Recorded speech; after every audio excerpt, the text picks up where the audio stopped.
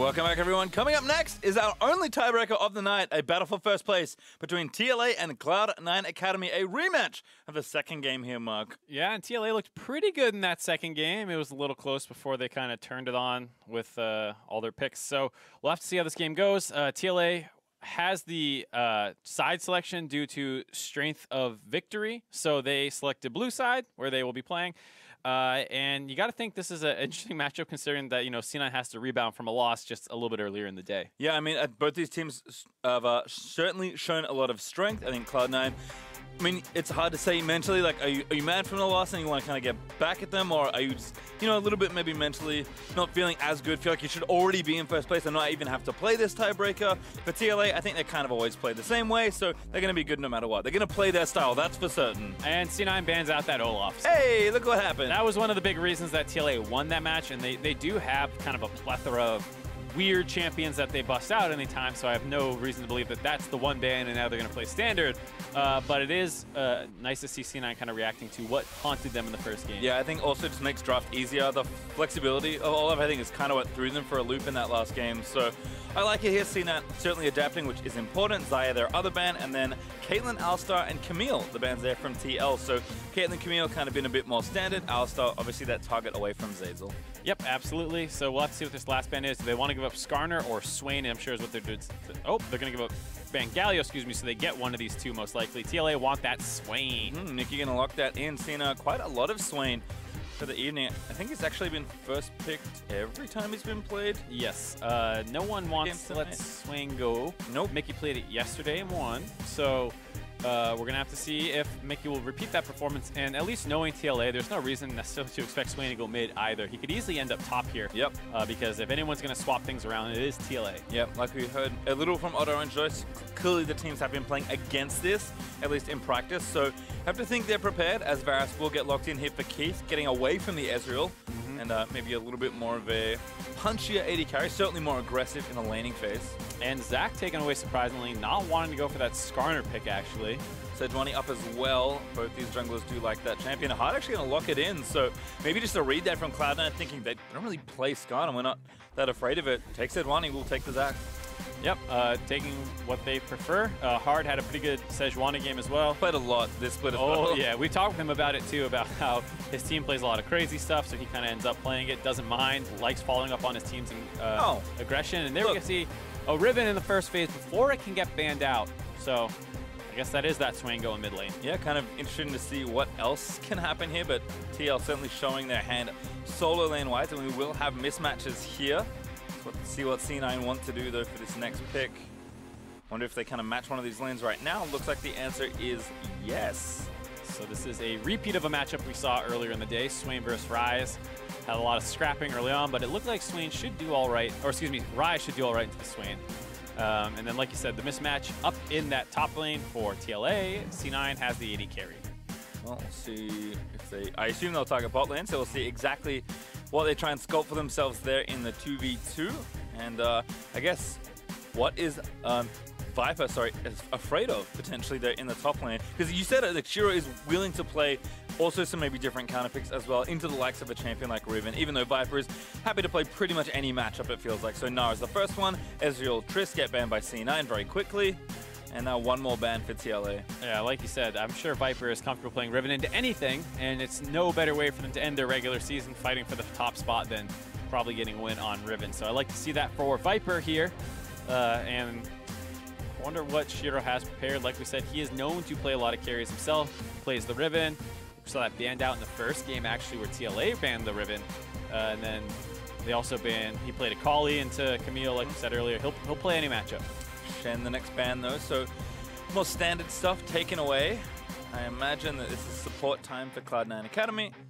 Pinch the bot lane a little bit more, save the top lane at counter pick, so you can see what else is happening. Yeah, they might hold support here because they haven't seen anything out of the bot lane at TLA. They also might go support just to grab the highest priority one, so they want that Braum personally for themselves. They have no reason to share it. You know, the top lane, you already see the Riven, you already know the matchup. Can't imagine it's going to be too influenced by it, but they just grab the Braum because that's what they want. Certainly a good point as well. I mean, the last time I was here, if I recall correctly, Zeyzal did say that, at least in that metagame, support counterpick was actually quite important. So he's certainly a player that plays a lot of different champions. So is kind of aware that he can sculpt and change a lot of the game in draft for himself. Yeah, we saw him bust out Zillion one time. Apart from that one was not great. Not look so hot. All right, Cogmore there for Shoyu, and Joey needing a support. Hey, found one he liked from last time these two played today. Yeah, and if you remember back to that first game, Joey was very pivotal for holding on to a lot of situations in that bot lane. They survived dives. After they kind of threw the next fight, Joey had a good ultimate to make sure that they didn't lose another fight in a row. So TLA finding some of the same tools that they found in the first game.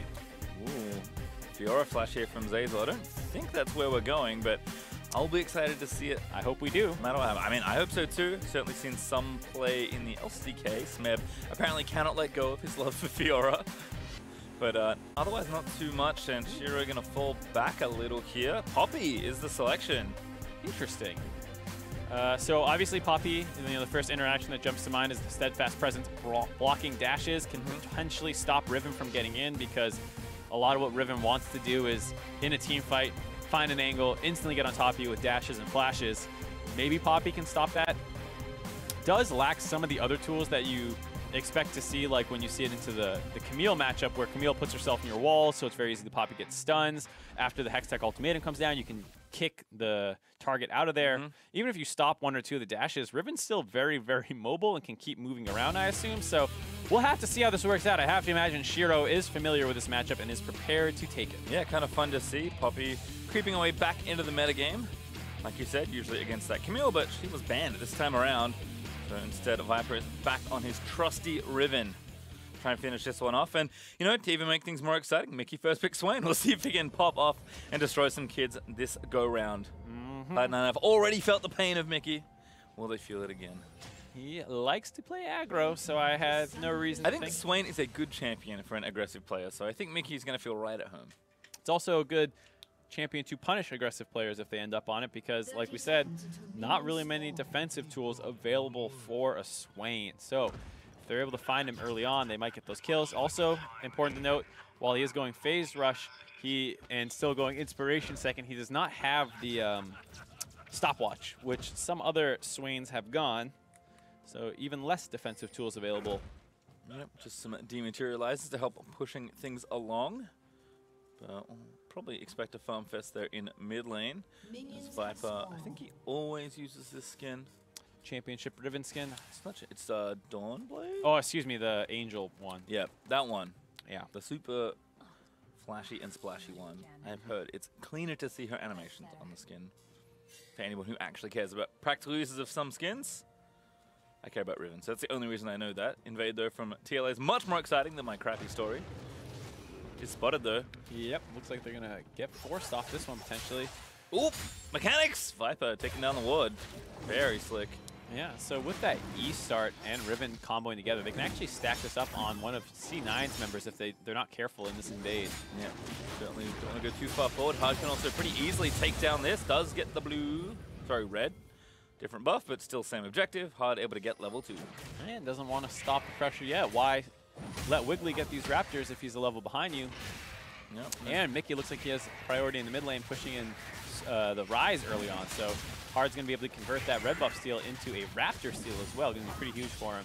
Surprising everyone, Mickey is playing aggressive in mid lane. Yeah. Good bit of pressure there to kind of tie that invade together.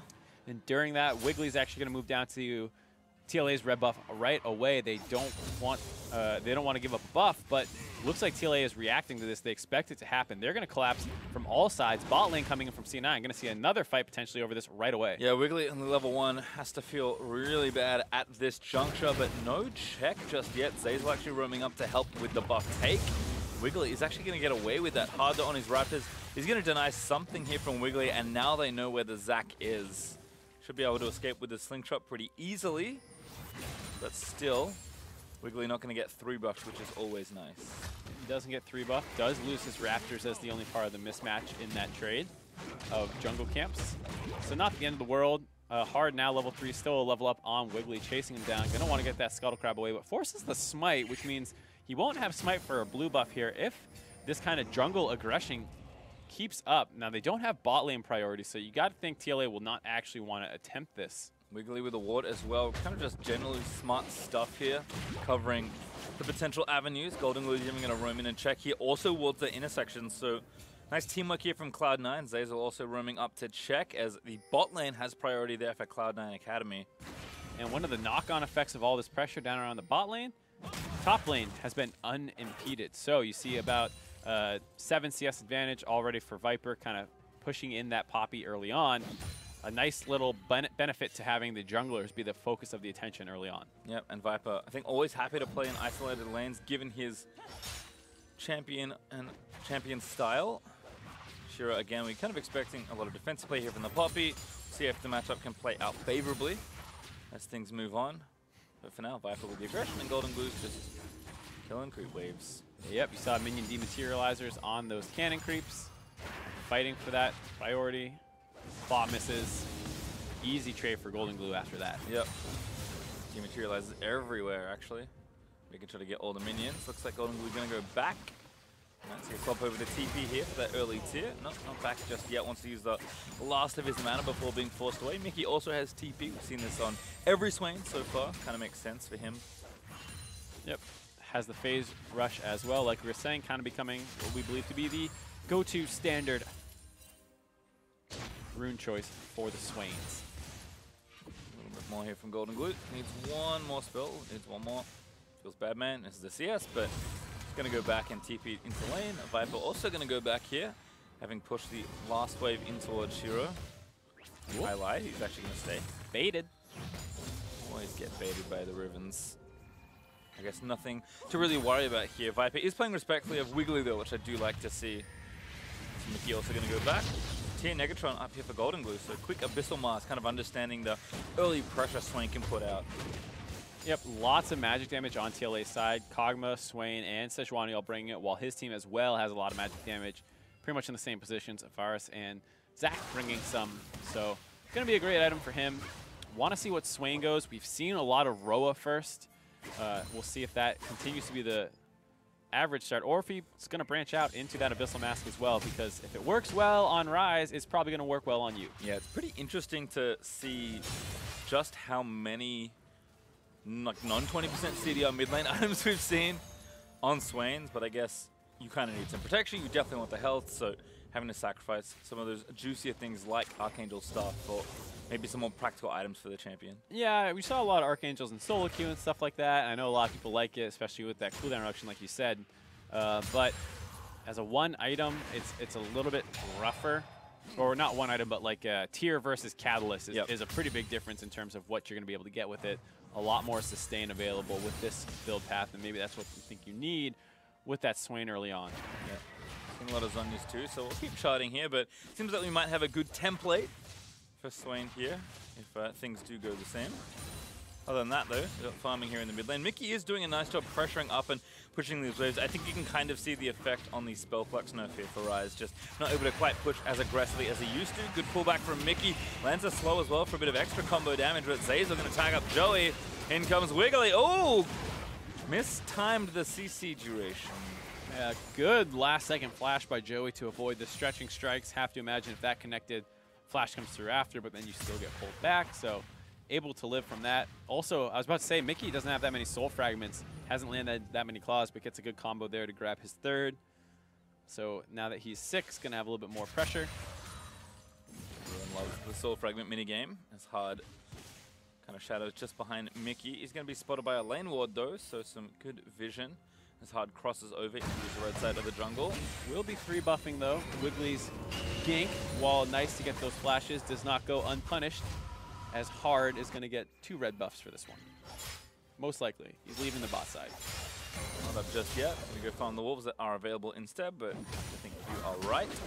Going to be pretty close to 6 after this camp. Shouldn't be too far off if he wants to try and influence one of these lanes. Mickey, though, just charging in with that damage. Swain, so good when allowed to just lightning you down like that. That's why it's so important to land those roots. You pull them in. That's also why the W buff is why what a lot of people attribute to be the biggest change to Swain.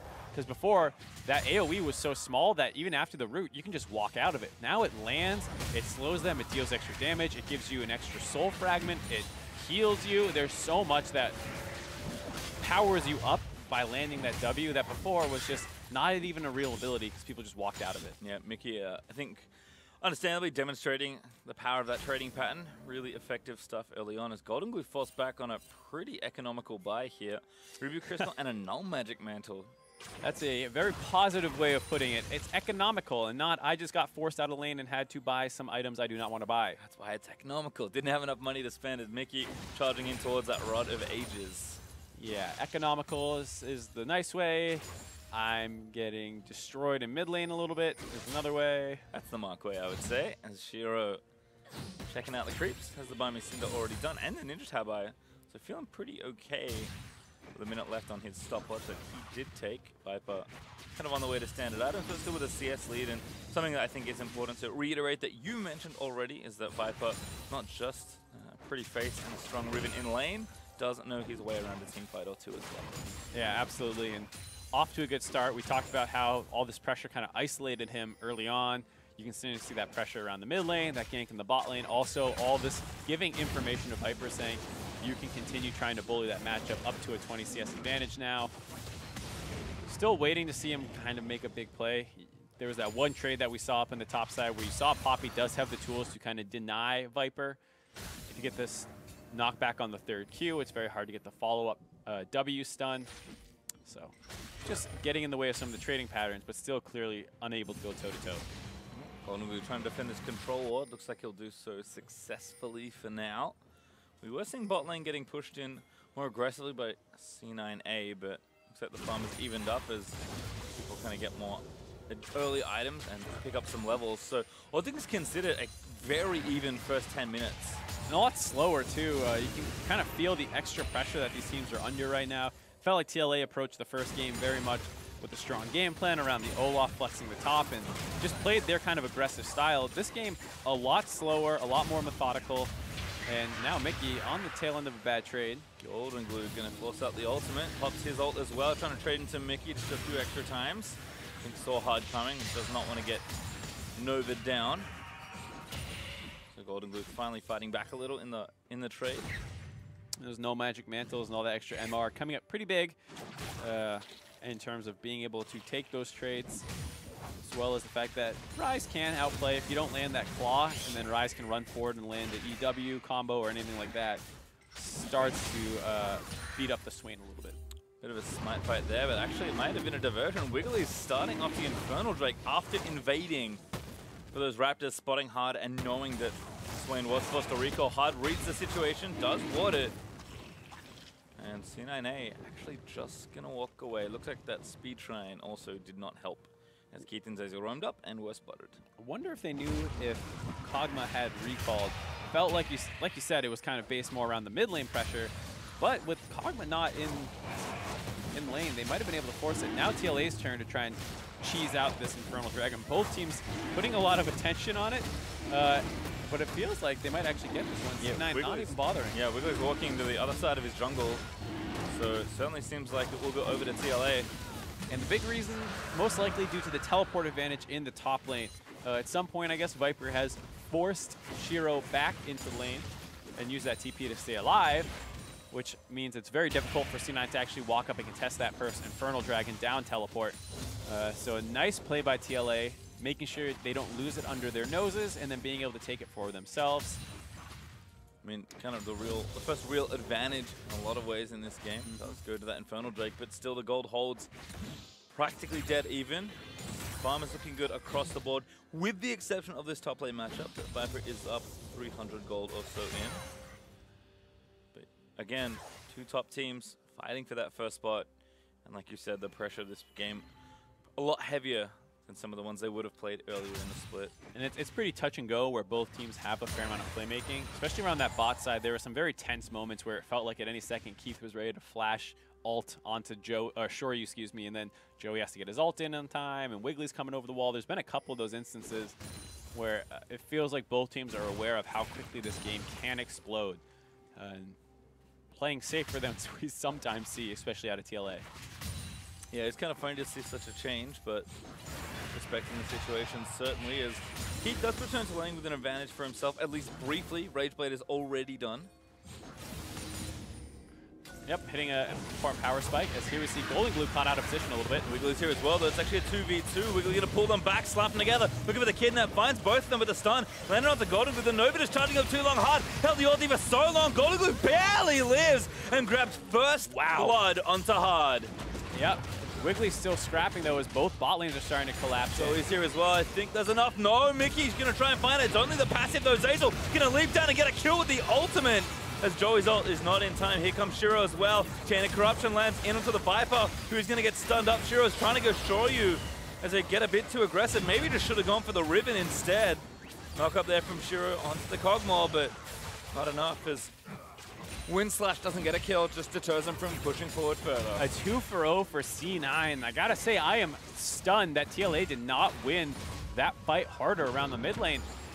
You know, Swain is one of those champions who, in a scrappy 2v2 where he gets his full ult channel off, should probably win that, but for some reason was not actually able to finish off Golden Glue. Maybe it's all that extra MR he had early on. I want to take another look at this. He has no soul fragments, so this ult is a lot weaker than you would used to see, especially on the Demon Flare proc. So Golden Glue gets burned down low. They're doing a good job chain CCing him, and then that ult does almost nothing to Golden Glue.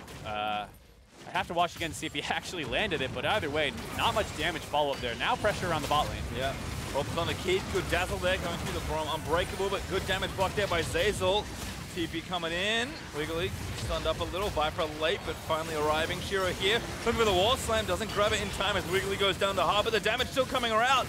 TLA forced to a choke. Golden Glue gets one. Gets two, actually. Maybe going to make it a third. No, Braum grabs the next one. Here's the Rise ult in. Golden Glue riding through to try and take down Shoryu. Zeyzal falls, but it's well worth it. 3 kills and counting. There's another. And that's almost an ace. In fact, it is an ace. Shoryu goes down in the passive. Cloud9 get it all. 5 for 2, and most importantly, they're going to start the objective snowball in their favor. They have a minion wave coming. They're going to be able to take this bot turret. Golden Glue will grab that one. He is a monster Rise now, sitting at 4-0-3, showing that those nerfs, while they mattered a little bit, do not knock Rise out of viability at all. And he is going to be a huge threat in this game. Both team comps interact very similarly, a lot of hard engage. But when one of the enemy team's beefy magic damage mages gets this far ahead, they become much stronger. And this Braum Unblockable saves so much damage to Keith. He would have died instantly, most likely to Shoryu's damage there, but Zeyzal absorbs all that. Then they focus down to Wiggly, the enemy tank, and so while they're able to kill him, Rise's Spell Flux hits everybody so hard in that choke point, bouncing between multiple members, finishing off the turret, getting the next target down, and then he's able to follow up onto Shoryu. Zeyzal ends up dying as the turret unfortunately targets him, but Golden Glue still able to chase down for the final kill. Snipes him out with the Q. And huge advantage there. Now that the game's broken open, we're kind of getting into that TLA pace of the game. Yeah, very scrappy. Stun lands in onto Zeyzal, but Keith did a huge chunk of damage to that turret. Cleanse out from Zeyzal. Ulti also trying to block it up, but Keith in trouble. He's going to get caught by the Riven. Mickey also roaming up, going to try and get more. Now he has the fragments built up. Yeah, you see the difference in damage that thing deals. 552 with 5 soul fragments on a, minion waves that don't have a ton of MR like Golden Glue did. But either way, you see the importance of making sure you have that before you fight. And, a lesson learned maybe too late here for TLA. Maybe an overstake here, but Shiro able to find an exit. TLA were descending back onto mid lane. Still good turret damage done, although Cloud9 didn't actually get a second one yet. Weakening mid, and Keith did also about 30-35% in top lane. So Cloud9 certainly ready to snowball this game up 3K, but TLA just saying, all right, well, not too far behind just yet. We can afford to play up and aggressive now that the map has opened up a touch. Yeah, they do have the Infernal Dragon offsetting some of that gold deficit. A lot of pressure around the top lane, willing to sack some around the bot lane, getting this Rift Herald. They have to be careful, though, as Wiggly, Zeyzal, and Keith are still up on this top side. Losing a lot of damage on the mid lane, too, as talk about this monstrous Rise now. To see how good the trades are for him. Yeah, Golden Glue is trading very happily. They're going to take the mid tower as a result, actually, as the second turret falls over. And, Golden Glue's 100% kill participation, starting to really play up. Yes, the Rift Herald goes over, but credit where it's due. This is the guy that's played for so long, especially kind of down in Challenger, now in Academy. We've heard that, he is one of the leaders of this team, being a veteran, ostensibly, in a team of newer players. Yeah, Viper kind of hanging around here, but he's got to be careful. It's 3 versus 0. Might throw his ult in there to try and snipe it out. It's not even going to bother anymore. Like you said, Golden Glue kind of being a veteran for this team. He's always been known as the scrim god, and you're waiting to see that make its way out to stage. I guess they forced hard off this Scuttle Crab, despite the fact that they killed it. So Zeyzal playing zoning duty on it. You have to stay there a really long time. That eye lasts forever. The fact that we left there, watched the mid lane turret drop, watched an Infernal Dragon drop, and came back up and it was still up, shows how long it lives. But either way, Golden Glue in a high-pressure match, you know, all things considered here, to fight for that #1 seed is actually performing great. And this is exactly what you want to see. And the question was never about Golden Glue's talent. It was kind of about his nerves and being able to perform on stage. So while this isn't quite on stage, it is still a high-pressure match. And you know what? If he wants to prove that, he will have the chance on stage as we move into playoffs, and Cloud9 would love to be in the best possible position to do so, which of course means finishing first. TLA, though, not out of it at all. I think this is one of the teams you pretty much never count out until the Nexus is exploding, and even then, you have to respect Viper's Riven, because there have been some games where the enemy team was literally on both Nexus turrets, and he finds a flash engage and gets a couple kills. So they have to be careful. Now, Keith is going to be the bearer of the burden. Yeah, bad news. He face checks the Glacial Fissure. Shoyu does pick up a kill. His Rage Blade not completed. Now it's his turn to find some fight for this team. Yep, and they're going to be able to grab their first turret of the game, start evening out this gold lead a little bit. Always nice to trade things back and forth. Doesn't manage to do so. So now 3K between the two. Was 4 before the turret did fall down, but again, total macro play pretty commanding here for Cloud9. Shiro's got a long lane to play down and draw pressure to. Viper's just kind of moving back to try and get his farm, but Shiro's able to play catch up pretty nicely here. And again, the big rise plus the ulti, you could see a lot of quick movement here for Cloud9 if they can be decisive here in this mid game. And this is the kind of question, is how does C9 play this out? Because we talk about how similar the comps are, all things considered, but Shoryu is kind of this X factor on the Kog'Maw who can become completely nutty, and C9 have a relatively low range comp. So while the Swain has kind of been outdone by the Rise already, and the Riven has kind of been neutralized a little bit because you're getting into team fights and Poppy should outperform her there still is this Kog'Maw who can usually, if it's a straight DPS fight, outdo the Varus. Certainly can, as Mickey has his recall delayed. Golden Glue continuing to shove waves in. He's got 2.5 items now, building it towards what I really hope is a death cap as his 3rd item. Mickey, though, 2 items, they're not doing too badly for himself as Wiggly almost finds Joy for the stretching strike. Dazzle finds 2. Wiggly goes in onto Shoyu, going to try and deny that, but again, the TP play from TLA. He's going to get chased down and taken down as Viper manages to slay him. Frontline pretty tanky there as Hard, eating all the damage from the Rise. Only one there in the ult for Shiro. Shoyu's going to try and collect yet another kill.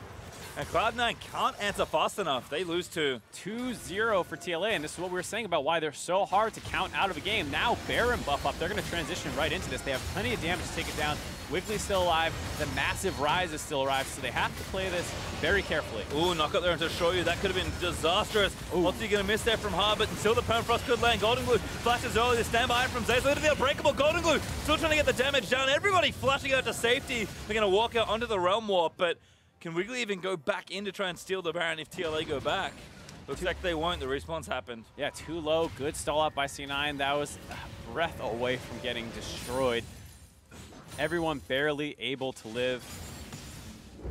Taking a look at this, Mickey TP's in from behind. It's a double TP in from behind. So Keith and Zeyzal, no idea this is coming in. Nice double flash stun by Joey, kicking this fight off. Keith has nowhere to run. He's going to get finished off. Mickey, no soul fragments again, so has to be careful on how this fight plays out. But the fact that they kill the enemy AD carry right away, and the fact that Golden Glue didn't really get involved in this fight, makes it very easy for them to find these kills.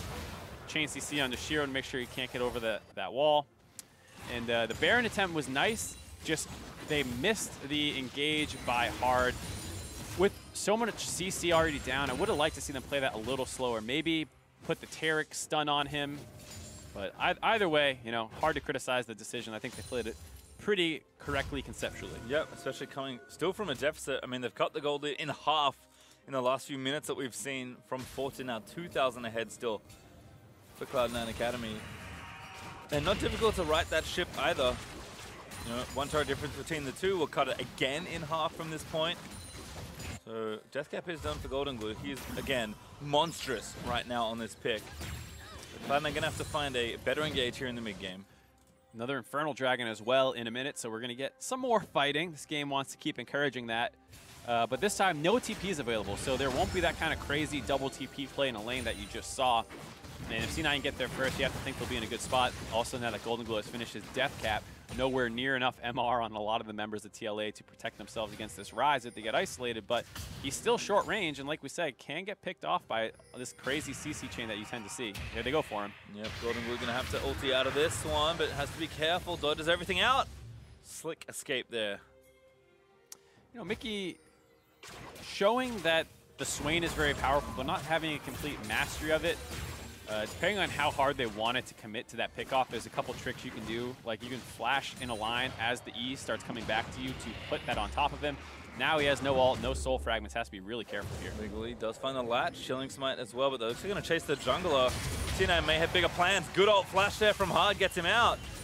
Turret's still low though, so TLA don't want to stick around too far forward. This is going to get into a tricky situation though, because Shoryu's breaking down to go for the Infernal Dragon by himself, but he's going to get seen on a ward. He realizes he's seen on the ward, going to turn around, because now C9 intelligently seeing that starts the Baron buff off. Yeah, actually going to go for it now as well. Hard did get kind of pressed off. It doesn't have too many cooldowns left. Mickey the target, going in for the kidnap, does find it. Golden Glue zoning out Hard. Wiggly gets Mickey, but Shoryu is unleashing his invincible Riven. Is charging into the team. Zeyzal about to get picked off as Hard does grab it, but Viper does go down. Shiro in the front lines though. He's going to flash and just buy a little bit more time. Living on artillery, not enough. Blastcoat is there, but another ult from Shoryu. I don't think he's got the mana though, and now Shoryu is going to turn it back around. Can't see, doesn't have the flash, I can't find the angle. Shoryu with an aggressive face check into that Fed rise. Oh boy, and there we see Mickey dying once again with flash up. He did not have his ult available, very long cooldown. If you're not familiar with the Swain rework, it is not a toggleable ability quite like it was before. You actually have to wait for the entire cooldown, so he gets blown up. If he could have lived and just flashed potentially into the Taric ultimate that was almost done channeling, he probably would have been able to live and keep the team fighting there, but he goes down. And then you see the X factor I was talking about with Shoryu, able to pump out so much damage there, like you said, with that invulnerable Riven providing a front line. Looks like they're going to win that fight, but just because you're winning that fight doesn't mean you're going to actually seal the deal. Here, bit of a chain CC down onto Mickey. Hard to blame him for not flashing out on second look, but here's Shoryu pumping out that damage. First onto Wiggly, forcing him down low. Zeyzal was also forced low. Shiro's now caught out, and just one more ult would have been able to finish him off. Not actually able to find it, and then Shoryu, probably a little frustrated with the fact he's going to live, runs right into Golden Glue. Shows why that's a mistake. But after all of that, back in the game, teams are refocusing down on the Infernal. Yep, second Infernal could go over to Cloud9. 3 total, spawning as the only Drake so far in the game. Cloud9 make the decisive play in onto the objective and do manage to take it down. Now over to the Baron side. Again, Cloud9 pretty strong, but TLA not too far behind in fighting power and not unwilling to fight either. It's one of those mismatched Infernal Dragons where TLA with Viper in the top lane will build extra AD, so they'll benefit more from it because it's bonus AD and AP. Then Shiro will, respectively. So it's a really good takeaway from the enemy team. Normally it's just great to have anyways, but it's especially important when the enemy team would have been benefiting more from it than you are. Similarly important for why TLA wants them as well. Keep it away from the big carries as Viper hanging out in bot lane right now. TPs are up for both top laners. Mickey has his as well, actually. Cloud9 have, I think, shown some struggles here in this game, working around those 2 globals, so we'll see if they can navigate the map a little bit better. Shiro tries something, but he's poppy with 2 tank items, so nothing too exciting going to happen. Yeah, it's definitely one of those games where you kind of have to respect TLA's playmaking. You see why it's so hard for teams to beat them. It often bites them in the butt, too, which is why they're fighting right now for first place, despite having some of the most explosive games in C Academy. They also have some of the most explosive games against them where they lose very quickly. Volatile is perhaps an understatement even for this team. Golden Glue clearing out the waves. Mickey and Hard are very committed to that brush camp, but will get spotted out. Mickey with the 5 fragments though, ready for a big ulti. I feel like a pretty large team fight starting to brew, Mark. Oh yeah, Viper making his way up, trying to sneak into this top side of the map, but the ward in lane caught him, so C9 will not be surprised to see a Riven on top of them. And during this, it looks like they're trying to 2-man the Baron, or at least baiting it. Golden Glue did also get a shot in the meantime. TP in from Shiro. That's a big commitment. Ooh. A little panicky, maybe. Yeah, I mean, like we said, they kind of started that Baron buff off trying to two-man it, so you can understand the decision to do that. But now, if TLA play this one slow, they can buy time for Viper to reset, get back bot lane, and then have a TP advantage around the Baron buff.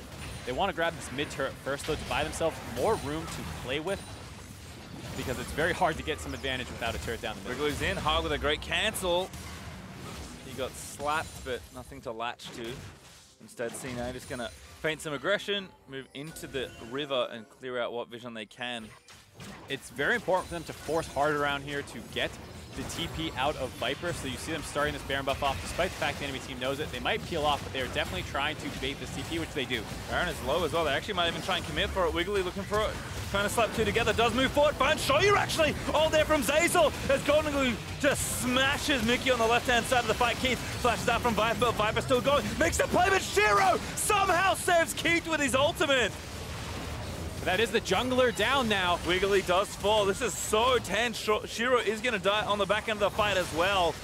And now C9 just with their rise. Keith is too low to try and fight here. Golden Glue's alive though. He and Zeyzal have to fight in the pit. This could be a massive quadra kill. TLA, this might be too reckless actually. Again, going to go forward. Could be problems. Golden Glue trying to cleanse his way out. The Baron does go down over to TLA. Golden Glue also not going to escape. Pops his Archangel Shield for a little bit longer. Zeyzal still cutting out of the way. And Golden Glue does actually get out from under it. So 4 kills on a Baron over, but that's rough for Cloud9. Oh god, and that's such a disaster. The fact that they couldn't finish Shoryu off earlier on in that fight. The Taric ultimate came in just in time. And Joey's able to keep Shoryu alive, but then pumps out the damage. Mickey kind of zoning Golden Glue away. Golden Glue gets distracted here, and instead of pumping out damage onto Shoryu and winning the fight for his team, him and Keith are running around, not focusing the right target. So Shoryu's able to live long enough to get the Taric ultimate on top of him. He ends up staying alive, pumping out a ton of damage. Mickey dies, but you're plenty happy to make that trade. Then afterwards, the follow-up comes in. Shoryu, after finishing off Wiggly, finds a second kill, and now you're trying to play catch-up 3v2 after they also almost killed Keith right away. So he's not there to help on this fight. You see Golden Glue targeting the Baron to get the spread onto everybody off the Baron from the Spell Flux, but the damage that came in was just a little bit too fast. Golden Glue also had to use his cleanse to get out of the Sejuani ult, which was still up, which is a little surprising. And then he's able to get out, but has to leave Zeyzal to die. So a lot of... Oh, hold on. Yeah, Golden Glue caught here. Good stuff for his first death. Does go down to Viper, who styles. Oh, man. You felt like C9 was trying to make a very proactive play to stop TLA from being able to split push with this Baron buff by finding a kill onto the Riven right away, but he ends up outplaying the 2v1 and killing Golden Glue right away. Flash from Shiro gets him out. Ultimate from Zeyzal also committed, but TLA with a Baron buff are an even more aggressive team. They are just smashing down turrets. Give them an inch, they take a mile, or whatever that saying is. And get to see the full effect here from a gold deficit to up 3,500. About to keep growing too as they grab more and more of these turrets. Yep, Shoyu strong. Viper making so many plays once again on the Riven. Gonna get kidnapped here, but might be okay. No, I'm telling a lie. He's absolutely dead as Shiro blocks off his escape with the W. So at least a kill there. TLA a little too aggressive. Wiggly trying to punish again, but doesn't find a second target with the elastic slingshot, and the turret does fall. Cannon minion able to finish that one off. Critically though, the inhibitors are all still alive, so you don't have to worry about a split push Riven ending the game. Like you said, Viper becoming a bit of a nightmare here, finishes Death's Dance as well, a ton of damage. And here's that 2v1. Poppy wrapping around, but he just turns on the Golden Glue right away and starts killing him. No chance for an outplay. Seraph's was still on cooldown as well because that fight had happened so recently at Baron buff. So a cute idea, not working out. So Cloud Dragon, that C9 are going to be able to get the back off that push that C9 was, or excuse me, TLA was doing in the bot lane. And 3 Drakes could mean a very strong Elder here for Cloud9 Academy. Not too many games have gone late enough to see 1, let alone 2 Elders, but given the strength of both these teams, we could see it go very far if the back and forth continues. Right now, though, TLA still with an advantage here in this game. Cloud9 trying to defend, but don't lose too much off that first Baron. Nope. They are able to stabilize for the most part. It does go up to a 3,000 gold advantage, about on the side of TLA, which is pretty significant for how far they were winning fights from behind. And now that they've lost map control as well, you see it's very difficult to see where TLA is. I wonder how defensively TLA plays here. Like you said, Elder Dragon and Baron will be the next focuses, but it's quite a while before those crop up. Yeah, I don't think TLA have to worry for a long time in this game. But they're one of those teams that you're always like, are they going to play safe? Are they going to wait for the next objective? Or are they going to pick a fight right in front of inhibitor turrets? You never know. I think right now they're doing a smart thing with Viper and with Mickey using those two teleports, even though Mickey does not have his right now. Viper is going to pressure that inhib. Should feel comfortable 1v1ing just about anyone, as we saw before. Did win the 1v2 earlier. So it should be a pretty big thorn in Cloud9 Academy's side. Yep, you're going to have to be careful, though. Make sure they don't get engaged on. Zach coming flying over a wall right onto Shoryu. C9, hopefully after that last botched team fight, realized the importance of finishing Shoryu off instantly in fights. There's a lot of threats here. I understand why it's difficult to focus one down, but Shoryu in particular will be the one that kind of tears them apart in team fights. Ooh, Joey could be picked off here. Does get the double dazzle, though, so never mind. No damage really in the area. Keith is pretty good on damage. Both he and Cog actually have pretty similar itemization. In fact, they have the first 3 same items. Show you with a little bit more. QSS kind of being the standout there. Wiggly into the brush. Trying to do something real fancy, but yeah, you can see the Cogmore with the W is still a threat. As he does the damages. Viper also roamed over with his team. Perhaps expecting a fight to brew under that tier 2 turret. TLA happy to stick around the map for a while. Baron up in 1:45, but plenty of time for TLA to win a fight and crush down the base before that happens. Root lands in onto Zazel. Good poke there as well onto Golden Glue from the vision. Wiggly trying to threaten, but Mickey just walks back, and C9 struggling to find a good engage angle here. Yeah, really difficult when they're pushed up under their turrets. They are doing a good job keeping that alive. They haven't actually lost their top turret despite how much pressure it feels like they're under. They've done a good job wave clearing, but now with people resetting, they're trying to get back up to protect this turret, but it's hard to know if they'll actually be able to. Baron's still in the minute, so TLA feel like they're just pressuring because it's the only thing that they have to do right now. Yep, man, pretty dark around the Baron area, though Cloud9 do have wards in their red side jungle and just one in the back of Baron, but maybe expired by the time that all wears out. Uh-oh, Mickey. Caught. Kenny Corruption, actually a great zone. He's going to save himself there. The Kidnap also going to go right now. Shoryu with such a great front line can just unleash hell. Cloud9 immediately have to back away. Now Viper going to maybe try and make the play. Golden Glue does poke down Shoryu, but here comes Viper looking for the 2-man. Finds a knock-up, looks for Keith, gets Zazel instead. And now again, Golden Glue is going to get crushed down as Shoryu able to do the damage. Shiro and he tried to dive into the backline and make it happen. Oh, Mickey. A good 3-man knockaway, but Mickey went on the other side, and he is now gonna take down Shiro. Kind of a strange moment, but hey, TLA win another fight and gonna try and take down some towers. Yeah, they get Golden Glue and they get Shiro. How much can they get off the back of this? Keith is still alive, but he's only supported by Wiggly. This might be the game-ending push here. If not, they have a Baron to fall back to, but TLA are not a team to retreat. Nope, they want that first place. They see it in their eyes. They can. They're going to take the Nexus turret. One Wiggly trying to run interference, but it's not going to stop the turret from dying. Joey flashed in. They find the stun. They crush down Keith. Wiggly in pieces is going to get taken down by Viper. Team Liquid Academy will collect almost the ace. Zazel respawns back in time, but Team Liquid will claim first place as they smash through in the comeback and take down Cloud9. There we see the #1 Academy team in the regular season. After a close tiebreaker, Team Liquid grab it. It's not too much of a surprise. This has been one of the most explosive teams, all split long. They've had some consistency issues, but it does feel like they kind of are the rightful team to end up on top, just how dominant they are when things are clicking. Yeah, ceiling just seems pretty high on this team and certainly showed not just how good they are individually, but they also can, play a little bit more as they when need to and use their individual skill in other ways. Cloud9, though, did start this game ahead. We'll have a look at the 15-minute mark where Cloud9 got an ace in the bot lane. Yeah, it's crazy to think back to how this game was starting.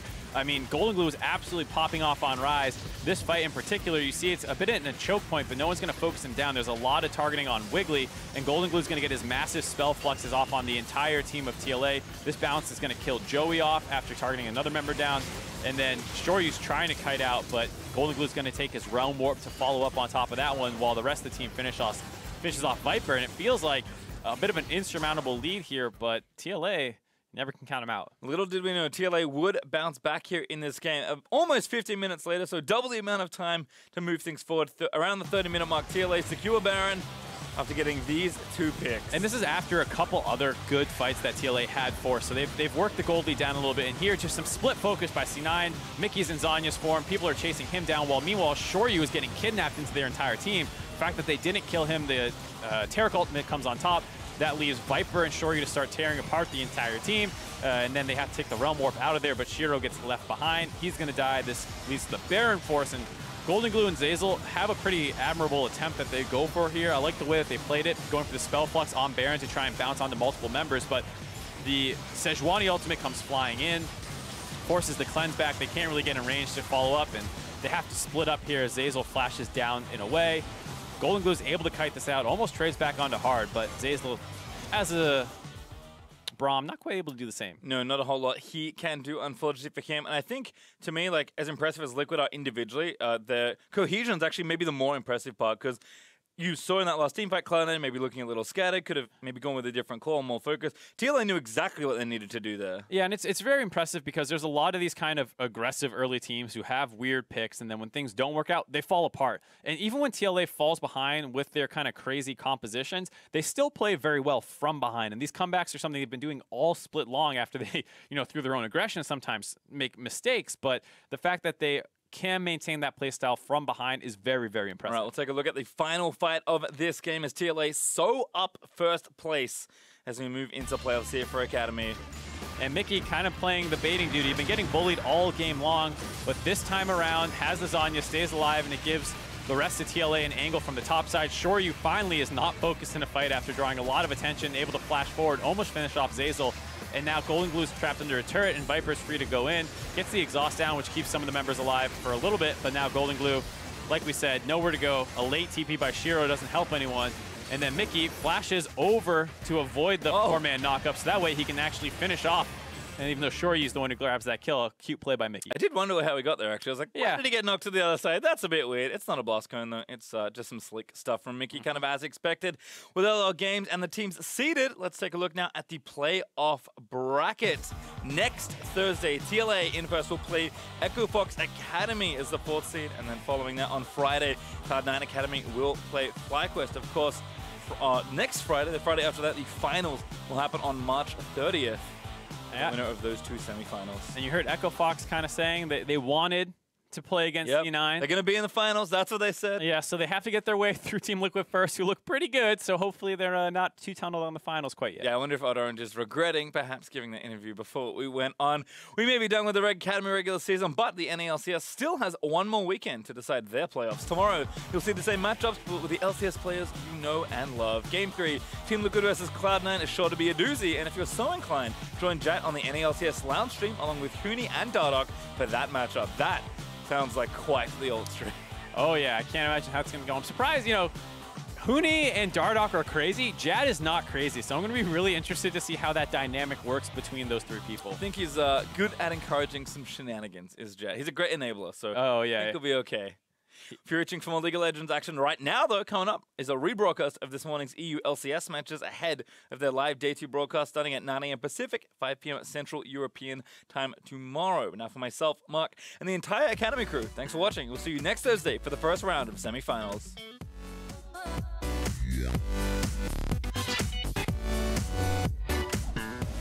Looking for the kidnap, finds both of them with a stun. Landed onto Golden Glue, the Nova just charging up too long hard. Held the ulti for so long, Golden Glue barely lives and grabs first blood onto hard. Looking for the wall slam, doesn't grab it in time as Wiggly goes down to hard, but the damage still coming around. TLA forced to a choke, Golden Glue gets 1, gets 2 actually. Maybe gonna make it a 3rd, no, Braum grabs the next one. Here's the Rise ult in, Golden Glue riding through to try and take down Shoryu. Zeyzal falls, but it's well worth it. 3 kills and counting, there's another. Mickey the target, going in for the kidnap, does find it. Golden Glue zoning out hard, Wiggly gets Mickey, but Shoryu is unleashing as an invincible Riven is charging into the team. Zeyzal about to get picked off. Here comes Viper looking for the 2-man, finds a knockup, looks for Keith, gets Zeyzal instead. And now again, Golden Glue is gonna get crushed down as Shoryu able to do the damage. Team Liquid will claim first place as they smash through in the comeback and take down Cloud9.